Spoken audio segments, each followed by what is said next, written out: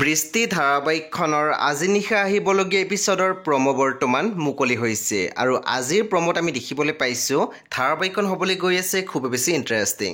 বলকচোন চাওঁ আজিৰ প্ৰমোত কি দেখিবলৈ পাইছোঁ। আজি এপিছডৰ প্ৰমৰ প্ৰথম ভাগত আমি দেখিবলৈ পাইছোঁ মনদীপাই কৈ আছিল যি এক সময়ত বেয়াৰ বাহিৰে ভাল একোৱে কৰাই নাছিলে, আজি হঠাৎ এনেকুৱা ৰত্নাকৰৰ কাহিনী নেকি? তাৰপিছত আমি প্ৰমোদ দেখিবলৈ পাইছোঁ বিৰিনাই সমীৰক কৈ আছিল লুকুৱাবলৈতো বহুত কিবা কিবি আছিল, কিন্তু মই নোৱাৰিলোঁ, সেইকাৰণে চাগে আজি।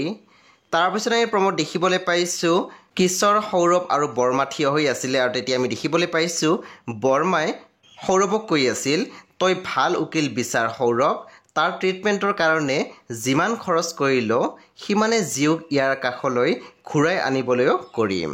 হে বন্ধু বান্ধৱীসকল, আজি নিশা 8 বজাত ৰং টিভিত আহিবলগীয়া বৃষ্টি ধাৰাবাহিকৰ ফুল এপিছডটো খুবেই বেছি ইণ্টাৰেষ্টিং হ'বলৈ গৈ আছে। সেয়ে আপোনালোকে ৰং টিভিত নিশা 8 বজাত চাবলৈ নাপাহৰিব।